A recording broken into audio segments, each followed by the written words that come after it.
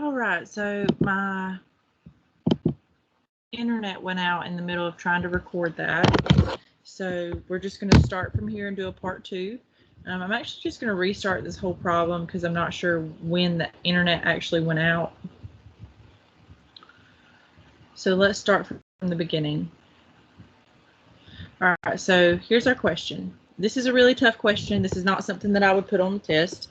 It says, given these 2 points, 14, 9, and x negative 6, find all x such that the distance between these 2 points is 17.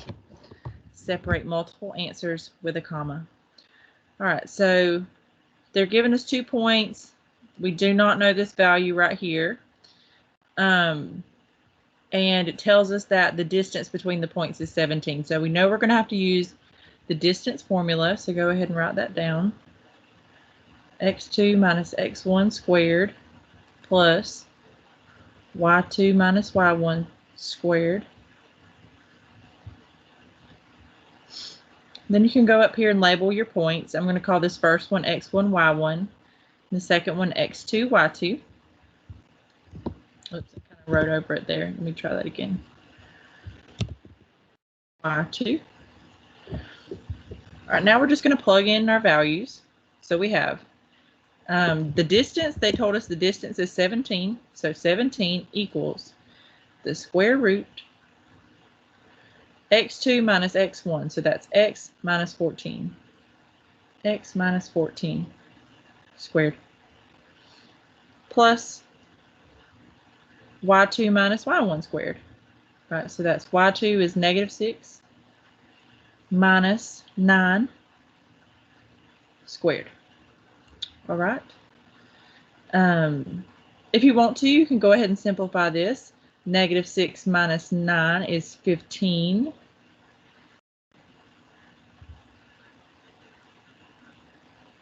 We can't simplify this part yet. Okay. So that's plus negative 15 squared. If you put that in your calculator, make sure you put parentheses around it. So parentheses, negative 15 squared is 225.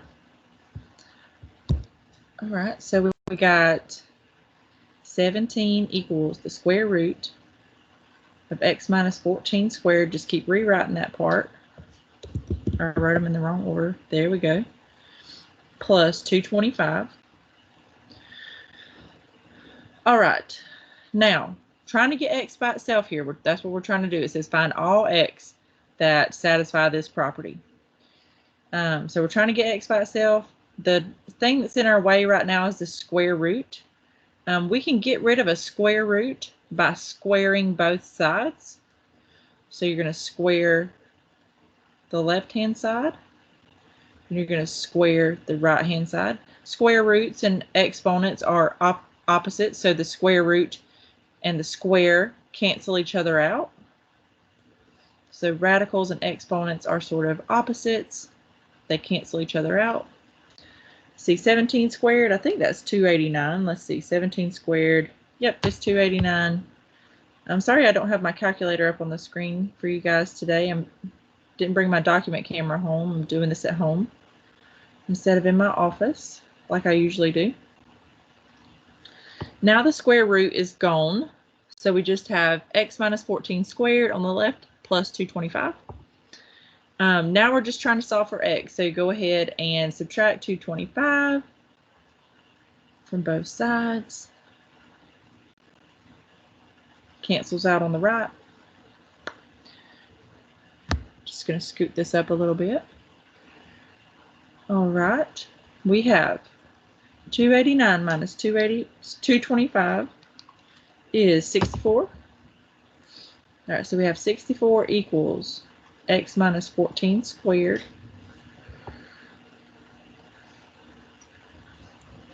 Okay. Now we have to get rid of the squared. We just learned a minute ago that the square root and the square are opposites. So we're going to sort of do the inverse here. We're going to take the square root of both sides to get rid of that square. And this isn't where another tricky part comes in. On the left here, we're going to have to do the plus and minus square root, and I'll tell you why in just a minute. But let's go ahead and cancel this out over here on the right. Square root and the square cancel. We're going to have to move this up a little bit this way. All right, so on the right, we now have just x minus 14. All right, now on the left, let's talk about why we have to do plus and minus. We know that the square root of 64 is a perfect square, so the square root of 64 is 8. But we don't know if this was a positive 8 squared. We know that 8 times 8 is 64, but negative 8 times negative 8 is also positive 64. So we don't know if this was a positive 8 or negative 8, so we just have to consider both options. All right. I'm sort of throwing a lot of stuff in here that we haven't talked very in depth about yet. We'll come back and talk more about equations that involve radicals. I just wanted to sort of give this little preview in this section. All right, so we're going to now trying to get x by itself, so go ahead and add 14 to both sides. And then this is going to get separated. We have 14 plus or minus 8 equals x. And this is just going to get separated into two parts, 14 plus 8 and 14 minus 8. So consider what happens when you add them, consider what happens when you subtract them. And both of those are equal to x. All right, so 14 plus 8 is 22. So there's one of our answers. And then 14 minus 8 is 6. Oh, goodness gracious. I moved my page around. See if I can find where I was. Sorry about that, you guys. There we go. All right, so 14 minus 8 is 6. So let's go back and just make sure we answered the question. It says, find all such x such that the distance between these 2 points is 17. Separate answers with a comma. All right, so I'm just we're gonna leave the 6 there and write these separated with a comma, just so they're in the correct form. So we have x equals 22 and then comma 6. So those are the two numbers that satisfy that property, that make the distance between those 2 points equal 17. Right, next we have this midpoint formula. I'm not sure why it's showing up as so blurry right now. I'll just go ahead and rewrite it for you guys. So the midpoint formula is just used to find the midpoint between 2 points on a line. So let me just see if I can take this out, and then I'll write the midpoint formula.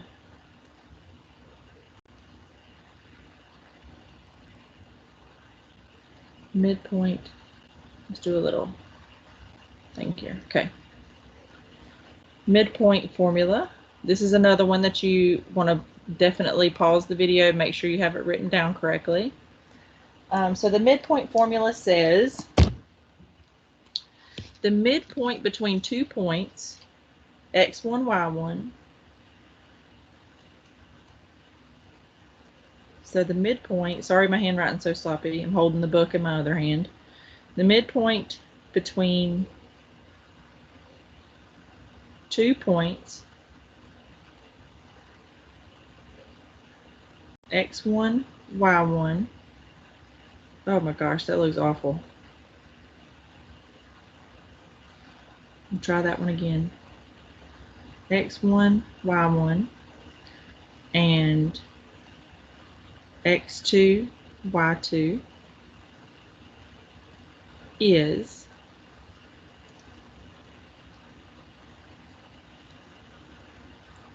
it's an ordered pair, again, because it's a point, it's the midpoint. All right, so it's just x1 plus x2 divided by 2. So add up the x values, divide them by 2. That's going to tell you halfway. Comma, y1 plus y2 divided by 2. Pretty simple formula. Sorry my handwriting looks so sloppy, but hopefully you could get that written down properly. All right, so that's the midpoint formula. The midpoint between the 2 points x1, y1 and x2, y2 is, so we have an ordered pair. The first coordinate is x1 plus x2 divided by 2. And then the second coordinate is y1 plus y2 divided by 2. All right, so next example. What number are we on now? Number 6.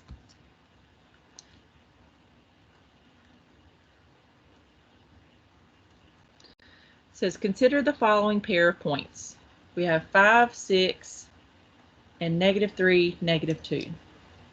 Find the midpoint of the line segment joining the pair of points. All right, so write our midpoint formula down. There's no like special symbol for midpoint.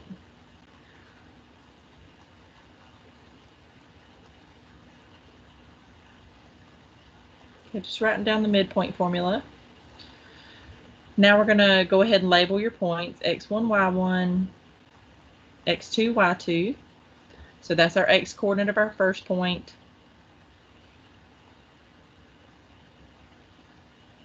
Our y coordinate of our first point. And then our x coordinate of our second point. And our y coordinate of our second point. All right, so let's plug in these numbers. We have x1 plus x2, so 5 plus -3 divided by 2. And then y1 plus y2, so 6 plus -2 divided by 2. All right, so 5 plus -3, that means 5 minus 3. So 5 minus 3 is 2. You're left with 2 over 2. You could do some of this in your head. You wouldn't have to write an extra step. Whoa, why did I write 4 there? Did y'all see that? I wrote a 4 in that denominator. It's supposed to be a 2. So I just copied it down from right there. It's supposed to be a 2. All right, so over here, 4 plus -2. Said 4 again, you guys. I need to go to bed. All right, so 6 plus -2 is 4. I just want to tell y'all the answer. So 4 over 2. All right, go ahead and simplify these numbers or these fractions. And there's our midpoint. 2 over 2 is 1. 4 over 2 is 2. So there's the midpoint between those 2 points. So basically, this means if you had a line segment, it started here at 5, 6 and ended at -3, -2, the halfway point would be the coordinate 1, 2. We have a couple more problems. We have one with a little graph here. Oh, I was going to show you what it would look like if we graphed this. Let's see. We have 5, 6 and -3, -2. All right, so let's plot these 2 points. 5, 6, so that would be over 5 up 6. Whoa. Over 5 up 6. So right here, and then -3, -2. 1, 2, 3, 1, 2. So if you had a little line connecting these, I really feel unconfident in my ability to draw a straight line here, but we'll see. Yep, not going to happen. Let's see. Y'all, it's so hard to draw on these writing tablets. You think you're going one way and you're really not. All right, there we go. I got it turned the right way now. And it says the midpoint is at, what would we say, 1, 2? Yeah. All right, so let's label the midpoint. All right, so 1, 2 would be right here. So that's the halfway point. That looks right. That looks to be about halfway. All right, last one. Oh, that scared me. All right, so last one, this would be number 7, I think. If it's not number 7, we're just going to go with it. Call it number 7 anyway. All right, this is the last one. It's a word problem. I can see right now I have a little error here. This I had an extra 0.5 there. That should just be 0.50. Okay. Oh, and I remember now that I'm looking at this, I meant to look up how to pronounce this stuff, but, you know, here we are. So let's read it. It says, your backpacker's guide contains a grid map of Paris, with each unit on the grid representing 0.5 kilometers. So you have a little grid map, each little unit on the grid. So you can kind of imagine, like, you can see these grid lines back here. Each little grid line, like from here to here, would represent a half a kilometer. All right, so it says if the Arc de Triomphe is located at 2, -9 and Les Invalides is located at 5, -9, what is the direct distance, not walking distance, which would have to account for bridges and roadways, between the two monuments in kilometers? Round your answer to 2 decimal places, if necessary. All right, so we're actually going to, let's copy this little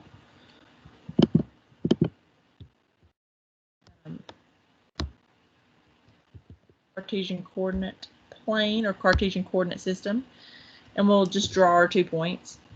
All right, so our 2 points are 2, -9. So 1, 2, down here to -9. It should be right here. And then 5, -9. All right. It says, what would the walking distance be? Excuse me, I'm sorry. What is the direct distance, not walking distance, between the two monuments? I think you could figure this out without using the distance formula. It looks pretty easy since they are on the same y value here. We know that each little grid mark is a half a kilometer. So this is a half a kilometer, so 0.5. And then another half a kilometer, so another 0.5. And then another half a kilometer. So just add those 3 together. So what would the distance be between the 2 monuments? Oop, those are supposed to be pluses. Let me try that again. Have to be really careful here. All right, so if you added those all together, you get 1.5 kilometers. Now, I think what the problem was probably intending for you to do was to just take the 2 points here. I'm going to highlight them. So 2, -9 and 5, -9, and then plug them into the distance formula. So you could do it that way too, but this way was a little bit easier. It said to round to 2 decimal places. We only had 1, so you don't have to worry about that. So that was just 1.5 kilometers. All right, so let me just make sure, but I think that's everything for this section. Yep, that's everything. Thank you for your patience, and let me know if you have any questions about section 2.1. Otherwise, I'll see you guys soon.